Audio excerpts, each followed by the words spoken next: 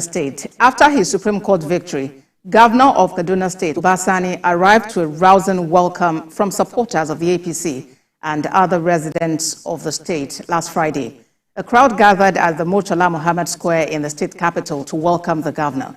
The governor promised to be fair and just and also to ensure more democratic dividends for residents who have entrusted him with this mandate. He also extended a hand of fellowship to members of the PDP, promising to carry everyone along.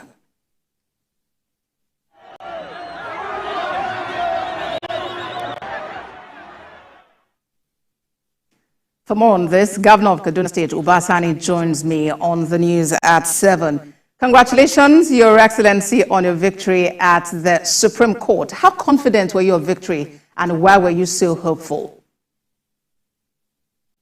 Thank you very much for having me.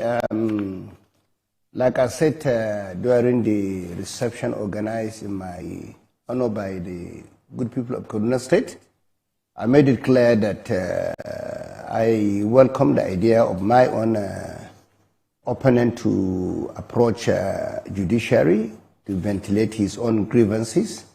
And for me, that was the right thing to do. Is that's the way to do it. That's how every Democrat should behave. And of course, now that the whole issue is over, the Supreme Court has already given the final judgment.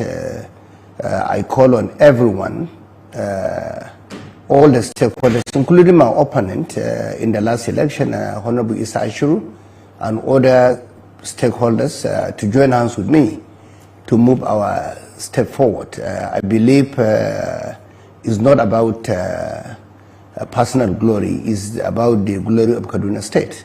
And all of us have something to contribute.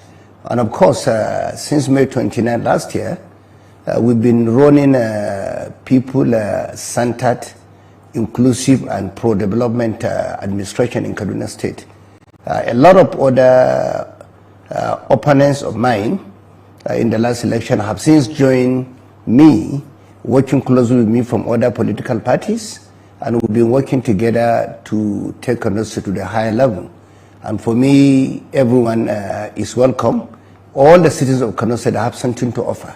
Will certainly be given opportunity to move our state forward. We have a lot of things to tackle, a lot of challenges, and I believe we cannot do it alone. Everyone has something to contribute, and that is what we have been doing since May 29. I will continue to do that. And talking about moving Kaduna State forward, at the front burner of your administration is that rural revitalization drive, and it's to lift the rural communities out of poverty. How do you hope to do this? Of course, since the beginning of our administration from 29 May last year, we've done a groundbreaking in about 16 local governments where we are now constructing roads, linking villages in our rural communities. Of course, the essence of reaching out to rural local governments is because it's one of the major agenda of our government. We believe we have to reduce the infrastructural deficit between the urban local governments and rural local government. We are trying to link our farms with market. That's the only way we can be able to support those in the rural areas and revitalize the economies of those people living in the rural areas. And as you are aware, when I came in, the first thing I did was sign in executive order to be able to bring about 2.5 million vulnerable, underserved, and poor back to financial services sector. And as we are speaking, we open account to about 1.2 million vulnerable and underserved people within our rural communities. We have also been able to partner with our development partners, particularly as we are speaking. We are working closely with the African Development Bank. Even yesterday, I had a long conversation with the president of African Development Bank, that is Professor Adeshina, and where Kaduna State will be the model in trying to support us in repositioning our primary healthcare centers, because the ADB have seen that we are advanced more than any other state in Nigeria, because only recently we equipped about 290 primary healthcare centers with state-of-the-art equipments, and the African Development Bank have now come in to support us in computerizing those primary healthcare centers, supporting us with providing water and sanitation, as well as ensuring that they are being equipped with solar power. And that's what's happening, and we are working with them. And if you look at also our partnership with Qatar Charity, which they have already supported our state with a lot of grants. As we are speaking now, we did a groundbreaking, was it 4 months ago? And so far about 100 houses have been built by Qatar Charity, which is in form of a grant.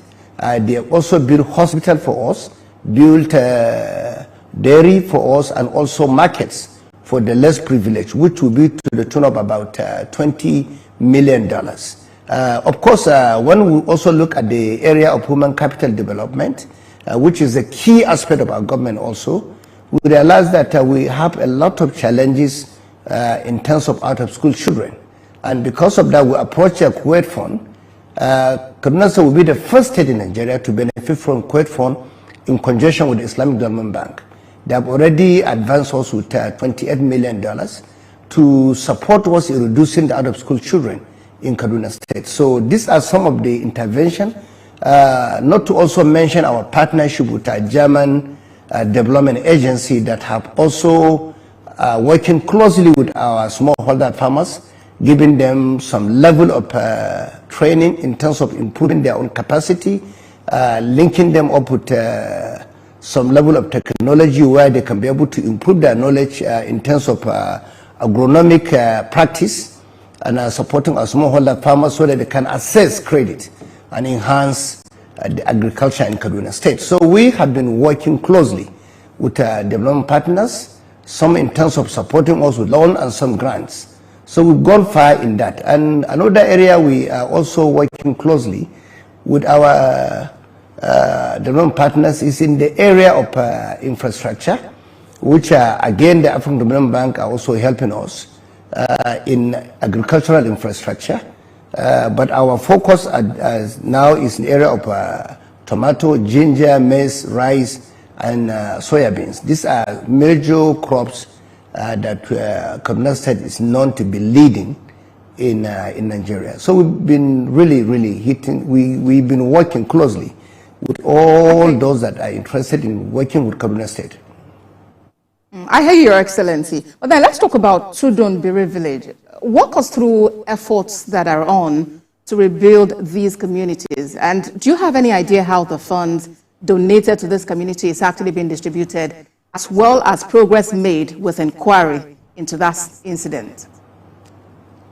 Yeah, the Tudunbiri community is one of the most peaceful community in Kaduna State, as you are aware. And when the incident happened, we personally took it very seriously. And if you could recall, I reached out to both the president and the vice president. And I want to thank also the Nigerians who came from different parts of this country to solidarize with us, support us, and work closely with our government. We only last week inaugurated a committee that comprises some government officials, religious leaders, members of the Tudunbiri communities, as well as the traditional institutions, to look into all the donations given to the community. And as we are speaking, we are receiving the donations, and the committee inaugurated will be working closely with the families of those directly affected to ensure that those families benefit from this contribution. Like I said, from the beginning, Kaduna State government took care of everything, but that was our responsibility as a government, because we have responsibility to protect the lives and properties of our citizens. It's a constitutional responsibility which we have taken, which Kaduna State government took the lead But having said that, a lot of citizens of this country came to Kaduna, met donations. Some have met pledges. They are going to certainly, I have not read in my mind, they will certainly fulfill their promises, because we are still, the committee is reaching out to most of the people that promise to support the community. But the most important thing is the committee inaugurated to look into those donations, have about 5 members of the families of those that lost their lives. So they are leading in the committee, and they are the ones who decide how this money will be given to the families of those affected. So that is going well. The community is happy. The families of those that lost their lives are now comfortable with the way Kaduna State government have been handling the issue. That's one aspect.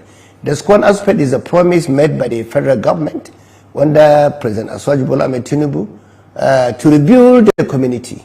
Last week, or precisely, let me say about 10 days ago, we had a meeting with the communities, because it's not only Tudunbiri, that's why the incident happened.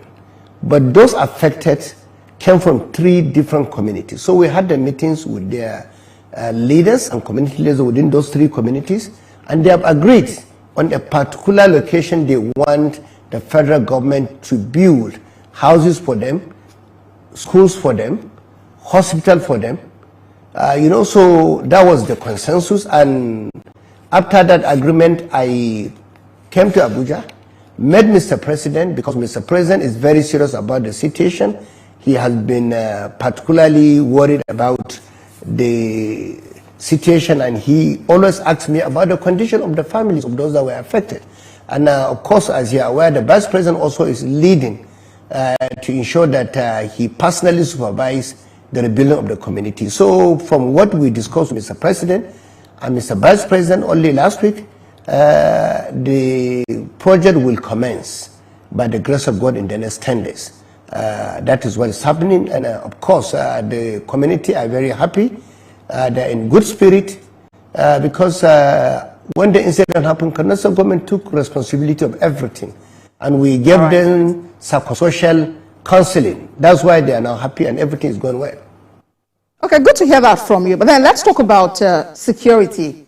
In your last security meeting, you made calls for the establishment of forward operating bases. Could you provide some insights into the rationale behind this decision and how these bases would actually contribute to enhancing security in vulnerable regions? You could also touch on the Security Trust Fund. Yeah, so thank you very much. Like I said, security of safety and property of the people of Kaduna State is #1 agenda of our government. Of course, I had series of meetings with both the Chief of Defense Staff, who happens to be from Kaduna, General Christopher Musa, as well as the Chief of the Air Staff and the Chief of the Army Staff, General Labaja, because he was the GOC 1 Mechanized Division in Kaduna before he was appointed as the Chief of Army Staff. He knows the terrain very well. He was familiar with the terrain. So I approached him, as well as the CDS and the Chief of the Air Staff, and they cooperated with me because they know the terrain very well. And because of that, now we're making progress, because I told them we need more boots on grounds, and they asked me to provide 2 locations in those poor-line areas where these incidents always happen. That is the southern part of Kaduna that comprises Zangon Katab, our local government, as well as part of Jama local government, as well as the other part of Kaduna, that is the central zone of Kaduna that comprises of Bindingwari, your local government. And they agree that it is important to establish 2 forward bases, operating bases in those locations. So right now, as we are speaking, Kaduna State government have already provided defense headquarters, a location around Zangon Katab down to Kachia, local government, where they are going to have at least 1 forward operating base. And another location, Kaduna State government also will provide another location around Giwa local government down to some Benungwari area, where they are going to also establish another forward operating base there. And that will really help us in tackling the problem of insecurity, particularly the banditry in our own area, for me, is key. But the most important interventions we made in Kaduna State is ensuring that we always hold core security meetings virtually every 2 weeks, because that's the only way we can work closely with all the security agencies to also ensure that there is intelligence sharing, because we believe all the relevant security agencies must work together. But the issue of hello? Your Excellency, yes, I was talking about, yes, the announcement you made about holding security meetings fortnightly to keep abreast of happenings in your state and to be able to provide that much needed welfare and security for Kaduna State residents. That's great, and thank you very much for taking our time to share this vision with us. Very much. On TVC News at 7. His Excellency Governor of Kaduna State Uba Sani. Thank you for joining us. When the news at 7 returns.